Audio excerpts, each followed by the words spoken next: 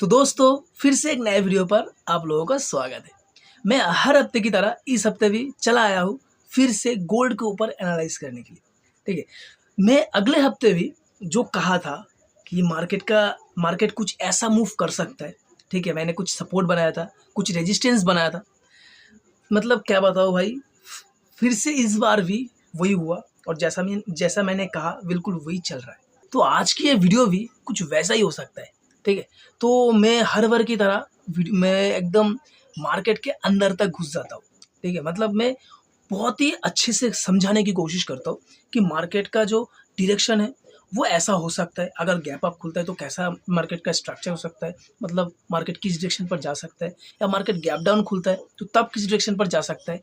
मैं पूरा मतलब अंदर तक घुसने के बाद मैं आप लोगों को बताता हूँ। मैं मार्केट के अंदर 5 टाइम फ्रेम यूज करता हूँ।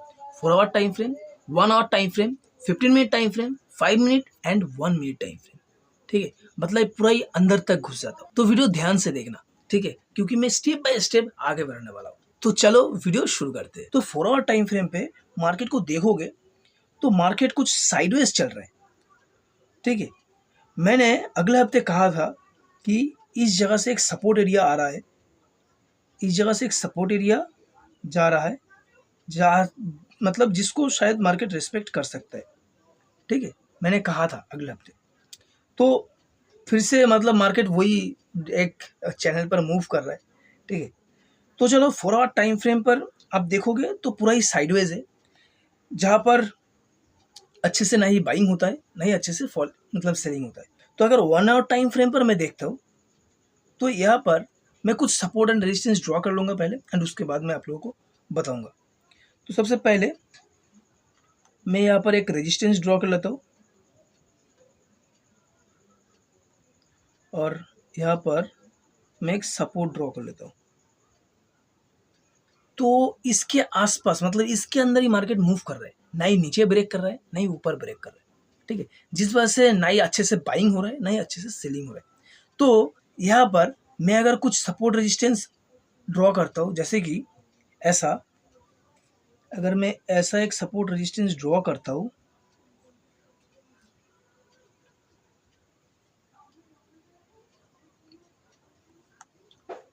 तो आप लोगों को कुछ चीज़ देखने को मिलेगा। तो यहाँ पर देखोगे कि प्राइस ने पहले की इस जगह पर सपोर्ट लिया, ऊपर गया रेजिस्टेंस लिया, फिर से यहाँ पर ये जो ट्रेंड लाइन है इसके ऊपर सपोर्ट लिया, इस ट्रेंड लाइन के ऊपर रेजिस्टेंस लिया। ठीक है, मतलब ये जो चैनल है, मतलब ये जो सपोर्ट एंड रेजिस्टेंस है, मतलब ट्रेंड लाइन है, इसको अच्छे से रिस्पेक्ट कर रहा है। तो इसका मतलब ये है कि मार्केट अगर फिर से इस सपोर्ट के आसपास आए और आई थिंक अगर ऐसा मतलब इसका लिक्विडिटी ले तो मे बी प्राइस यहाँ से ऊपर जा सकता है। ठीक है, क्योंकि मार्केट में हमेशा लिक्विडिटी का ही काम होता है। लिक्विडिटी जहाँ रहता है मार्केट उसी तरफ मूव करता है। ठीक है, तो मे बी अगर प्राइस इसके आसपास आए, इसका लिक्विडिटी ले, देन शायद यहाँ से प्राइस ऊपर जा सकता है। ठीक है, बट फिलहाल तो 1 आवर टाइम फ्रेम पर हूँ, बट अभी भी मैं और भी डीप तक घुसूंगा।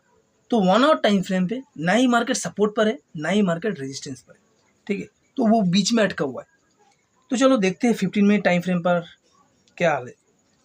तो यहाँ पर 15 मिनट टाइम फ्रेम पर मुझे एक चीज़ दिख रहा है, वो है अगर मैं थोड़ा जूम इन करता हूँ तो इस जगह पर अब देखोगे एक रेजिस्टेंस एरिया है। ठीक है, ये रहा है इसका रेजिस्टेंस एरिया।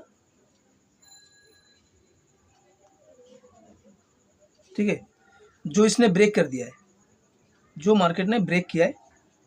अब अच्छे से देखोगे,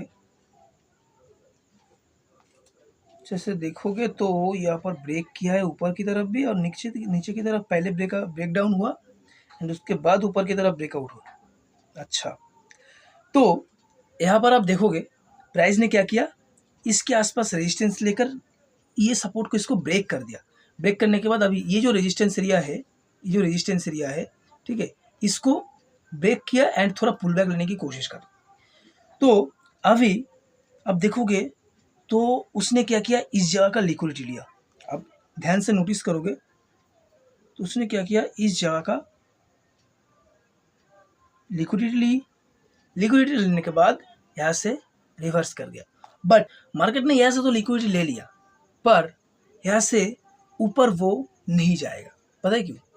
क्योंकि आप देखोगे ओवरऑल ट्रेंड जो है डाउन है, ठीक है। एंड अभी भी जब प्राइस इस चैनल के अंदर मूव कर रहा है, पर आप देखोगे तो मार्केट एक डाउन चैनल भी बना रहा है 15 मिनट टाइम फ्रेम पर, ठीक है। अब देखोगे ये जो चैनल है ये एक डाउन ट्रेंड का चैनल है, ठीक है। तो यहाँ पर भले ही यहाँ पर इस जगह पे लिक्विडिटी लिया है मार्केट, पर फिर भी यहाँ से शायद पूरा ऊपर ना जाके थोड़ा शायद ऊपर जाने के बाद प्राइस नीचे आए, ठीक है। तो यहाँ पर मुझे रेजिस्टेंस, 2 जगह रेजिस्टेंस दिख रहा है, वो भी अच्छा सा, ठीक है, जहाँ से मे भी प्राइस नीचे गिर सकता है, ठीक है। तो वो मैं 5 मिनट टाइम फ्रेम पर दिखाऊंगा। तो 5 मिनट टाइम फ्रेम पर मैं अगर जाता हूँ, यहाँ पर लिक्विडिटी ली इसने, तो अभी ऊपर जा रहा है, तो मैं सिंपली ज़्यादा कुछ नहीं, जो शायद ये जो मैं दिखाऊंगा, ठीक है, शायद कोई नहीं दिखाएगा, ठीक है, मैं आप लोगों को दिखा देता हूँ।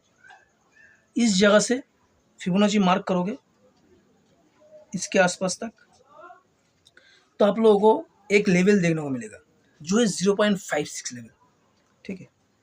तो ये रहा मार्केट का 0.56 लेवल, ठीक है। तो मैं इसको हटा देता हूँ फिबोनाची को। तो ये रहा 0.56 लेवल। तो अभी अगर प्राइस नीचे गिरता है तो इसके आसपास से भी गिर सकता है, बट उससे पहले भी गिर सकता है। वो कहा मैं आप लोगों को दिखा देता हूँ। अब थोड़ा जूम इन करोगे तो आप लोगों को ये देखने को मिलेगा, ये जो एरिया है, ये भी एक लिक्विडिटी जोन ही है, ठीक है। अब देखोगे ओवरऑल जो ट्रेंड है वो डाउन है, ठीक है। एंड यहाँ पर जो स्ट्रक्चर बनाया है, ठीक है, ये जो 5 मिनट टाइम फ्रेम पर आप जो स्ट्रक्चर देख रहे हो, ये भी डाउन का ही मतलब इंडिकेट कर रहा है। तो यहाँ पर मैं अगर मार्केट को देखूँ, यहाँ पर देखोगे एक माइनर सा रेजिस्टेंस है, बट मे बी प्राइस इस जगह से गिर सकता है, ठीक है। और ये जो रेजिस्टेंस एरिया है 0.56 लेवल, ठीक है, इसके आसपास शायद प्राइस ना आए। मैं इसीलिए बता रहा हूँ क्योंकि आप देखोगे प्राइस इतना ज़्यादा मूव अभी फ़िलहाल के लिए नहीं देगा, क्योंकि इसके पास ही लिक्विडिटी है। अब देखोगे ये जो जोन मैंने बनाया है, ये जो लाइन मैंने बनाया है, इसके नीचे, ठीक है, ये जो लाइन मैंने बनाया है, ठीक है, ये जो यहाँ पर एक लिक्विडिटी जोन है, जिस वजह से वो शायद इसके लिक्विडिटी खाने के बाद, ये जो छोटा लेवल मैंने बनाया है, इसका लिक्विडिटी खाने के बाद प्राइस नीचे गिर सकता है, ठीक है। पर मैं कहना चाहूँगा अगर यहाँ से नीचे गिरे तो इसके आसपास गिर सकता है, ठीक है। मतलब ये जो सपोर्ट एरिया है शायद इसके आसपास गिर सकता है, एंड उसके बाद भी गिर सकता है। पर मैं कहूँगा अगर यहाँ से गिरे तो इसके आसपास डेफिनेटली आने का चांस बहुत ज़्यादा रहेगा। एंड एक और चीज़ आप शायद यहाँ पर देख सकते हो कि छोटा सा कुछ सपोर्ट रेजिस्टेंस ये बनाया है, जैसे कि इस जगह से अगर मार्क करोगे तो यहाँ पर एक छोटा सा सपोर्ट एरिया बनाया है मार्केट ने, ठीक है, जिसको ये ब्रेक कर दिया है।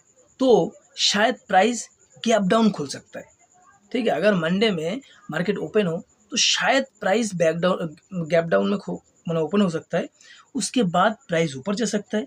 इसके आसपास का लिक्विडिटी लेने के बाद प्राइस नीचे आ सकता है, ठीक है, ऐसा हो सकता है। और अगर मार्केट गैप अप खुलता है, मतलब गैप अप खुलने के बाद इसको भी ब्रेक कर दे एंड इसके आसपास आने के बाद थोड़ा टाइम पास करे, तो भी यहाँ से एक सेलिंग हो सकता है। बट तब जब तक वो काफ़ी नीचे ना आ जाए, ठीक है, वो अगर इसके नीचे आ जाए, ठीक है, ये जो मैंने जोन 0.56 लेवल बनाया है उसके नीचे अगर मार्केट क्लोज करे या नीचे आता है, तब जाके यहाँ से सेलिंग हो सकता है। नहीं तो शायद थोड़ा टाइम पास करने के बाद यहाँ से फिर से ऊपर चला जाए।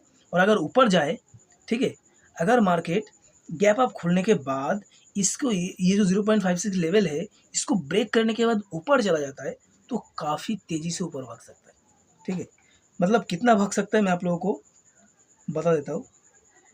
वैसे कोई नहीं बता सकता भाई, कि मार्केट का जो डायरेक्शन है वो क्या हो सकता है, मार्केट कहाँ जा सकता है, बट हम लोग एनालाइज करते हैं एंड उसके बाद बताते हैं, ठीक है, कि मार्केट का जो डायरेक्शन है या मार्केट कहाँ पर जा सकता है। मे बी मतलब प्रोबेबिलिटी हम बोलते हैं, मतलब मार्केट को जाने का प्रोबेबिलिटी होता है, ठीक है, यही बस हम कहते हैं। बट कोई 100% नहीं कह सकते कि मार्केट का डायरेक्शन या मार्केट इतना तक ही जाएगा या यहाँ से ही मार्केट गिरेगा या ऐसे ही मार्केट ऊपर जाएगा, ठीक है। तो यहाँ पर मार्केट काफ़ी ऊपर जा सकता है, मतलब अब ये जो जोन है, ये जोन एंड ये जोन, इसको ब्रेक करके ये जो रेजिस्टेंस एरिया है, ये जो बड़ा वाला रेजिस्टेंस एरिया है, इसके आसपास आ सकता है, ठीक है। अगर इसको ब्रेक कर दे, ये 0.56 लेवल है, इसको ब्रेक करके ऊपर चला जाता जाए, ठीक है, तब जाके प्राइस ये जो रेजिस्टेंस एरिया है वहाँ पर जा सकता है, काफ़ी ज़्यादा चांस है, हाई चांस है, ठीक है। बट अगर वो इस जगह से, ये जो 0.56 लेवल है, इस जगह से गिरे तो काफ़ी अच्छा खासा गिर सकता है। और अगर ये जो छोटा रेजिस्टेंस है इसके आसपास से अगर गिरे तो ये जो लाइन मैंने बनाया है, ये जो लाइन, ठीक है, ये जो लाइन मैंने बनाया है इसके आसपास गिर सकता है एंड उसके बाद कहा जा सकता है, मैं नहीं कह सकता, पर मैं ये कह सकता हूँ अगर इसके आसपास आए, यहाँ पर जो मैंने लाइन बनाया है, ये जो इसका लिक्विडिटी लेने के बाद शायद प्राइस ऐसे ऊपर जा सकता है, ठीक है, और शायद काफ़ी ज़्यादा ऊपर जा सकता है, ठीक है, क्योंकि आप देखोगे ये यहाँ से काफ़ी तेज़ी से बाइंग आया था, तो यहाँ पर इसका लिक्विडिटी लेने के बाद भी काफ़ी तेज़ी से बाइंग आ सकता है, ठीक है। तो अगर मैं 1 आवर टाइम फ्रेम से 5 मिनट टाइम फ्रेम पर जाता हूँ, तो जैसे कि मैंने कहा, अगर प्राइस ऐसे गैप डाउन खुलता है तो शायद ज़्यादा नीचे ना जाने के बाद थोड़ा ऊपर जाएगा, इसका लिक्विडिटी लेगा एंड देन प्राइस नीचे गिर सकता है। और ये भी हो सकता है कि मार्केट लिक्विडिटी लेने के बाद ऊपर जाने के बाद ये जो 0.56 लेवल है यहाँ से भी प्राइस गिर सकता है, ठीक है। बट मैं कहूँगा चाहे गैप डाउन खुले या गैप अप खुले, अगर इसका लिक्विडिटी ले एंड नीचे गिरने का चाहे, नीचे गिर मतलब मैं देखूँ कि मार्केट नीचे गिर रहा है, तब मैं ज़रूर सेलिंग करूँगा, ठीक है। और अगर ये जो 0.56 लेवल है इसके आसपास से अगर गिरे तब भी मैं सेलिंग ही करूँगा, ठीक है।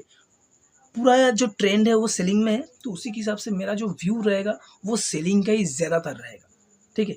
बाइंग में तब होगा जब ये जो 0.56 लेवल है इसको अच्छे कैंडल से ब्रेक करे एंड काफ़ी ऊपर जाता रहे, तब जाके यहाँ से मैं बाइंग का प्लान करूँगा, ठीक है। एक पुल बैक आएगा, पुल बैक के बाद मैं बाइंग का प्लान करूँगा, नहीं तो मैं कोई भी बाइंग नहीं करूँगा, ठीक है। ये मेरा ओपिनियन है, बट आप लोग अच्छे से एनालाइज करना, अच्छे से देखना, जैसे कि मैंने एनालाइज किया आप भी एनालाइज करना, उसके बाद कोई भी डिसीजन लेना, ठीक है। मैं आप लोगों को एक और चीज़ दिखा देता हूँ। 1 मिनट टाइम फ्रेम पर लिक्विडिटी जो जोन है वो कहाँ है, देखो यहाँ पर जो मैंने जोन मार्क किया है इसके आसपास 2 लिक्विडिटी जोन है। पहला जोन है ये, 1 मिनट टाइम फ्रेम पर आप देखोगे तो पहला जोन है ये एंड दूसरा जोन है ये वाला कहा गया, ये वाला, ठीक है। दूसरा जोन है ये वाला। अगर यहाँ से लिक्विडिटी लेने के बाद गिरता है तो मैं यहाँ पर सेलिंग ही करने वाला हूँ। और 0.56 लेवल का जो लिक्विडिटी एरिया है वो है ये वाला,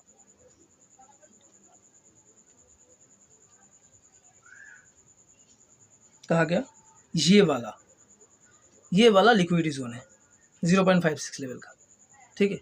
ये जो जोन है ये है लिक्विडिटी जोन, यहाँ से अगर प्राइस गिरता है तो अच्छा खासा गिर सकता है। तो आई होप आप लोगों को वीडियो पसंद आता है तो एक लाइक कर देना और चैनल पर नए हो तो सब्सक्राइब भी कर लेना, ठीक है। तो आज के लिए